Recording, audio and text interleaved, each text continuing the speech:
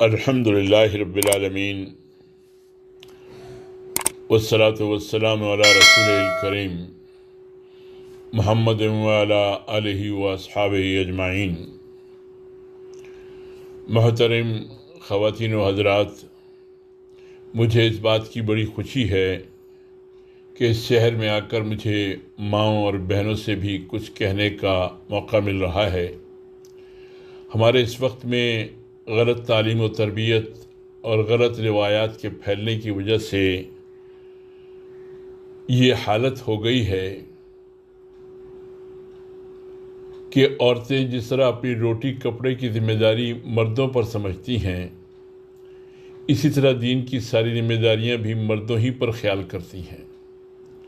حالانکہ میں پوری ذمہ داری کے ساتھ واضح کرنا چاہتا ہوں کہ محمد رسول اللہ صلی اللہ علیہ وسلم اور تمام انبیاء کرام جو دین لے کر آئے ہیں، اس دین کی مخاطب عورتیں بھی اسی طرح ہیں جس طرح مرد ہیں۔ فرائض کی حدود ضرور مختلف ہیں، لیکن دین کو اختیار کرنے، دین کو قائم کرنے، حق کی راہ میں جد و جہد کرنے، عند اللہ جواب دہ اور مسئول ہونے میں دونوں یکساں ہیں، اور ایسے یکساں کہ اگر کوئی عورت ان حقوق و فرائض میں جو اللہ کی طرف سے اس پر عائد ہوتے ہیں کوتاہی کرے گی تو خدا کے ہاں اس سے اسی طرح پرسش ہوگی جس طرح مرد سے اس کی کوتاہیوں پر ہوگی۔ وہ مسئولیت سے ہرگز نہیں بچ سکتی۔ اگر آپ اپنی تاریخ کو پڑھیں گے تو آپ کو معلوم ہوگا کہ کس طرح اقامت دین کی جد و جہد میں عورتوں نے مردوں کی برابر حصہ لیا ہے۔ یہ بات ہر شخص کو معلوم ہے کہ محمد رسول اللہ صلی اللہ علیہ وسلم نے جب دین کی دعوت دی تو سب سے پہلے جن لوگوں نے اس دعوت کو قبول کیا ان میں ایک خاتون حضرت خدیجہ الکبریٰ بھی ہیں۔ حالانکہ اس وقت اسلام کو قبول کرنا کوئی سہل کام نہ تھا، بلکہ دنیا جہاں کی مصیبتوں کو مول لینا تھا۔ انہوں نے نہ صرف اسلام کو قبول کرنے میں سبقت کی، بلکہ محمد صلی اللہ علیہ وسلم کو ڈھارس بندھانے والی غیبی تائید اور حق کی امداد کا یقین دلانے والی توکل اور بھروسے کی تلقین کرنے والی بنی۔ انہوں نے سب سے پہلے تسلی دی، سب سے پہلے دین حق کے اس علم کو اٹھایا، اور ایسی وفاداریاں اور عشق و شوق کے ساتھ کہ ان کی وفاداری نہ صرف عورتوں بلکہ مردوں اور تمام نسل انسان کے لیے قابل فخر ہے۔ ان کا مال اور ان کا دل و دماغ سب اسلام پر نثار ہوا۔ نبی اکرم صلی اللہ علیہ وسلم کو ان کی وفات کا سب سے زیادہ غم ہوا، اس لیے نہیں کہ آپ کی عزیز بیوی آپ سے جدا ہو گئیں، بلکہ اس لیے کہ دین کا سب سے بڑا جانثار دنیا سے اٹھ گیا۔ اہل حق پر سخت سے سخت دور آئے۔ کون سی مصیبتیں ہیں جو ان پر نہیں توڑی گئیں؟ کانٹوں میں گھسیٹے گئے، تپتی ہوئی ریت پر لٹائے گئے، گرم سلاخوں سے داغے گئے، بری طرح زد و کوب کیے گئے۔ ان مصیبتوں کو مردوں کی طرح عورتوں نے بھی سہا، بلکہ تکلیفیں جھیلنے اور شدائد و مصائب کو برداشت کرنے کی ان سے بہتر مثالیں مرد بھی پیش نہیں کر سکتے۔ لیکن یہ وہ حق پرست خواتین تھیں جنہیں کسی تدبیر سے بھی رام نہ کیا جا سکا۔ پھر جب وہ وقت آیا کہ مکے کی فضا اہل حق کے لیے بالکل ہی ناسازگار ہو گئی، قریش نے مسلمانوں پر خدا کی زمین تنگ کر دی اور مسلمانوں نے حبشہ کی طرف ہجرت کی، تو اس میں بھی خواتین شریک تھیں۔ اس کے بعد ہجرت مدینہ کا مرحلہ پیش آیا تو جس طرح مردوں نے اپنے وطن اور اپنے اعزاء اور اپنے املاک و اموال کو خیر بات کہا، اسی طرح عورتوں نے بھی سارے علائق کو ترک کر کے حق کا ساتھ دیا، اور تاریخ اسلام کے بعد کے صبر آزما مرحلوں میں بھی عورتوں کی قربانی، ان کے استقلال و برداشت، ان کے اسلام سے تعلق کی ایسی شاندار مثالیں ملتی ہیں کہ اگر ان کو بیان کیا جائے تو داستان بہت طویل ہو جائے گی۔ میرے کہنے کا مقصد صرف یہ ہے کہ جب تک عورتیں اپنے درجے کو ٹھیک ٹھیک سمجھتی تھیں، اور جب تک یہ یقین دلوں میں جاگزی تھا کہ اسلام کی دعوت کے مخاطب مرد و عورت دونوں ہی ہیں، اور اقامت دین کی ذمہ داری میں دونوں برابر کے شریک ہیں، عورتیں راہ حق کے جان باز سپاہیوں میں تھیں۔ اس راہ کی پتھر نہیں بنی تھی۔ عرب کی معاشرت میں یوں بھی عورتوں کی منزلت بہت پست تھی، اس لیے مخالفین کو ان پر مظالم توڑنے کی اور بھی زیادہ سہولتیں حاصل تھیں۔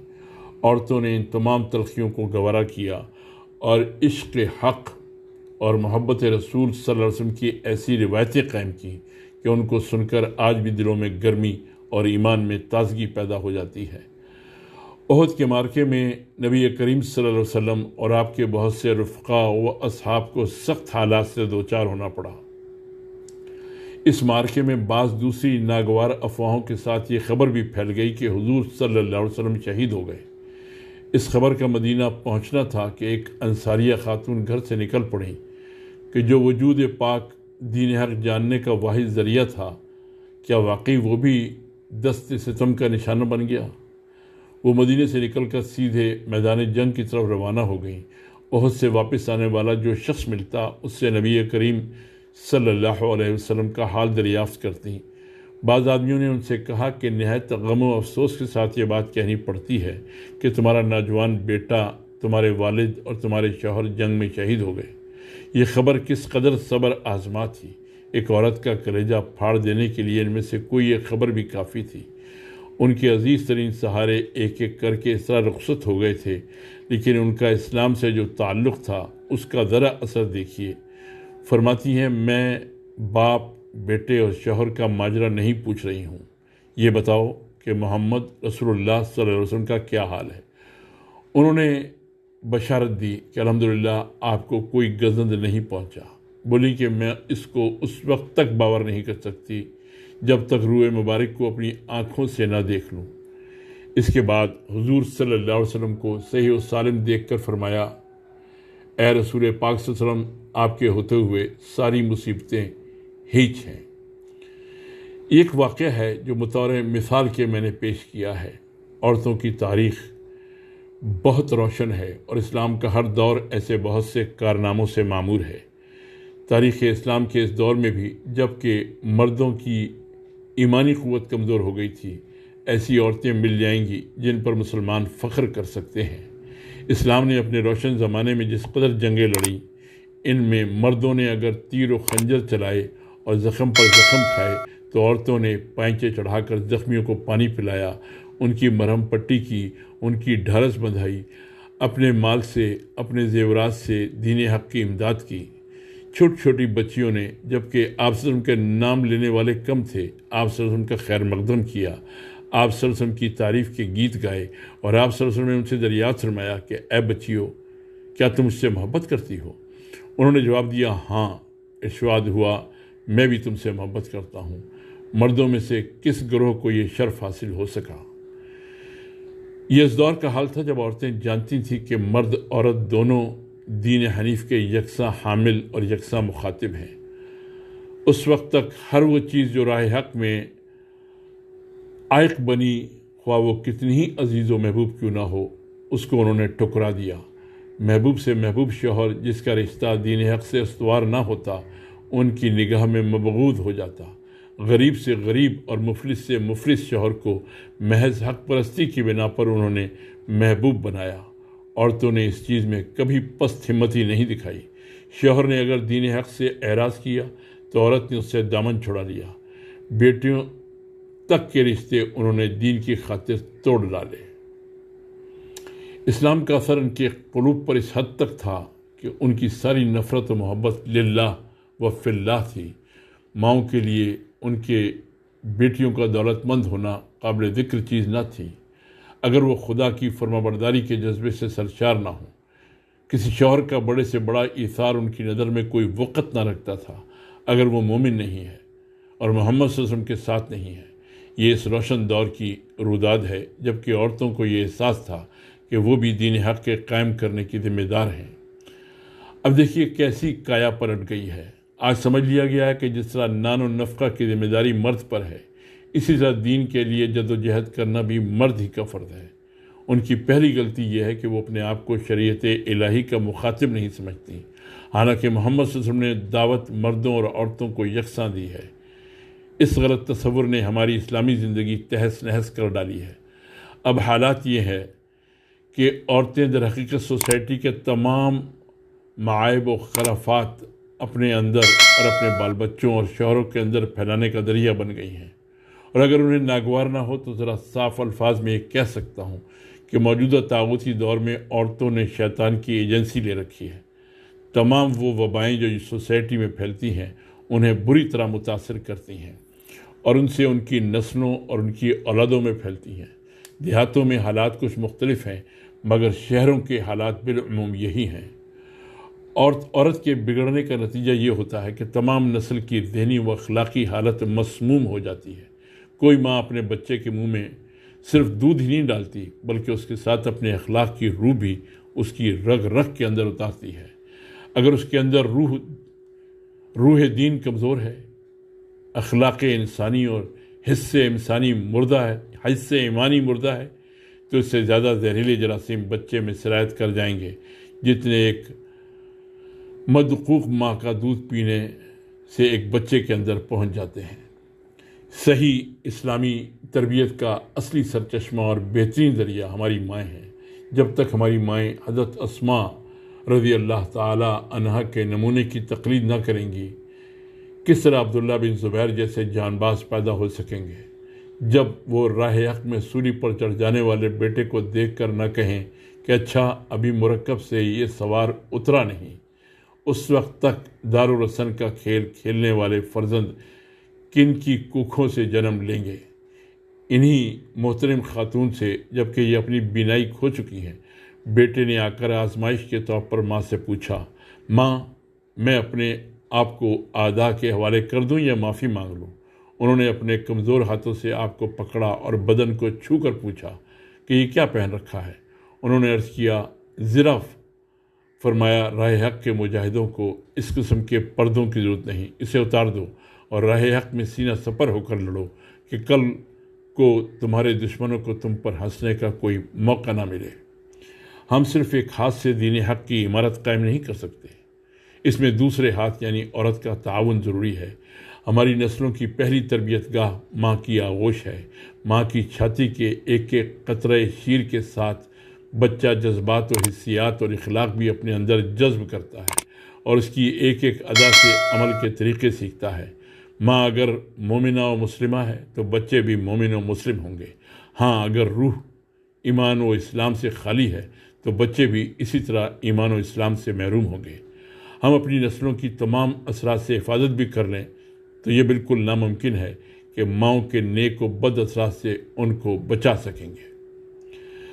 مردوں کی خرابی کے اثرات بھی مہلک ہیں مگر ان کی خرابی سے ممکن ہے کہ بچنے کی شکلیں پیدا ہو جائیں، لیکن عورتوں کے بگاڑ کی خرابی نتائج سے بچنا ناممکن ہے، لیکن عورتوں کے بگاڑ کے خراب نتائج سے بچنا ناممکن ہے۔ ان کی پیدا کی ہوئی خرابی جڑ کی خرابی ہے، شاخوں اور تنے کی خرابی نہیں ہے۔ اس کا علاج ممکن ہے، اسی وجہ سے ان پر ذمہ داری بہت سخت ہے۔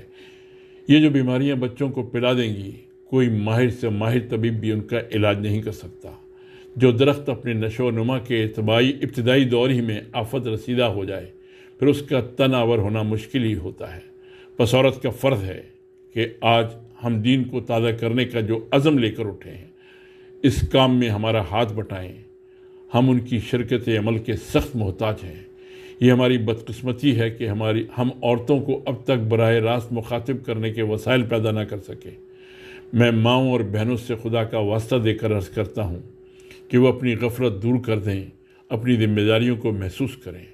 یہ چیز ان کے فرائض میں سے ہے کہ وہ سمجھیں کہ اللہ کا دین کیا ہے، خدا اور محمد صلی اللہ علیہ وسلم نے کیا فرمایا ہے۔ ہر ماں، ہر لڑکی اور ہر بہن کا یہ فریضہ ہے۔ پھر ان کے فرائض میں یہ بھی ہے کہ ان کے بطن سے جو بچے پیدا ہوں ان کے اندر صرف دودھ ہی نہ اتاریں بلکہ اپنے عمل سے، اپنے اخلاق سے اور روز کی زندگی سے ان میں ان تمام اساسات دین کو راسخ کر دیں جو نبی اکرم صلی اللہ علیہ وسلم کی تعلیمات کا لب لباب ہیں۔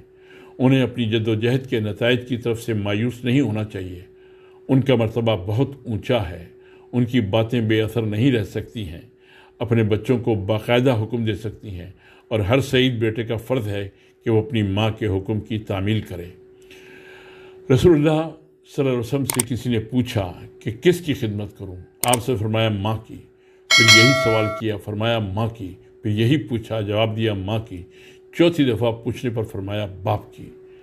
لیکن شوہر کے ساتھ بیوی کا تعلق تعاون کا تعلق ہے، اور یہ تعاون دین و دنیا دونوں میں ہے۔ جس طرح گھریلو زندگی میں ایک بیوی کا فرض ہے کہ وہ شوہر کی وفادار، امانت دار اور خیر خواہ رہے، اسی طرح دینی معاملات میں بھی اس کا فرض ہے کہ وہ شوہر کو نیکی اور بھلائی کے مشورے دے اور اس کی گمراہیوں پر اس سے زیادہ بے چین ہو جتنا دنیاوی معاملات میں اس کی غلطیوں پر ہوتا ہے، اور اس کام میں اسے جو دکھ بھی اٹھانے پڑیں انہیں صبر کے ساتھ برداشت کرے، لیکن کبھی ٹھنڈے دل سے شوہر کی گمراہیوں کو گوارا نہ کرے۔ اگر کوئی شوہر نیک ارادہ کرے تو ہرگز کوئی عورت محض رسم و رواج کی پابندی کی وجہ سے اس کے ارادے حق میں رکاوٹ نہ ڈالے۔ وہ یہ ضرور معلوم کرے کہ دین حق کی تعلیم کیا ہے، اور جب معلوم ہو جائے کہ شوہر صحیح راستے پر گامزن ہے تو اس سے تعاون کرے، اس کی ڈھارس بندھائے، اس کی حوصلہ افزائی کرے، عسر و یسر ہر حال میں اس کی رفاقت و غم گساری کا یقین دلائے۔ حقیقت یہ ہے کہ بغیر اس کی رفاقت کے مرد کے لیے راہ حق کا سفر بہت دشوار ہے۔ یہی ایک کوچہ ہے جس میں میاں بیوی کی رفاقت سب سے زیادہ مطلوب اور اللہ کو پسند ہے۔ جو عورت دین حق کی اقامت کی راہ میں مرد کا دست و بازو بنتی ہے، اس مقصد کی خاطر مصیبتیں جھیلتی ہے اور فاقے کرتی ہے، وہی عورت امہات المومنین اور صحابیات رضی اللہ تعالی عنہم اجمعین کے مبارک نمونے پر ہے۔ اور جو عورت اسلام میں پتھر بنتی ہے تو وہ عورت وہ ہے جس نے شیطان کی ایجنسی لے رکھی ہے۔ ہماری اصلی دعوت عورتوں ہی کے پاس ہے، نسلیں انہی کی تحویل میں ہیں۔ ان کا بٹھایا ہوا نقش قبر تک کھرچنے کے باوجود نہیں مٹتا، خواہ وہ نقش باطل بٹھائیں یا نقش حق۔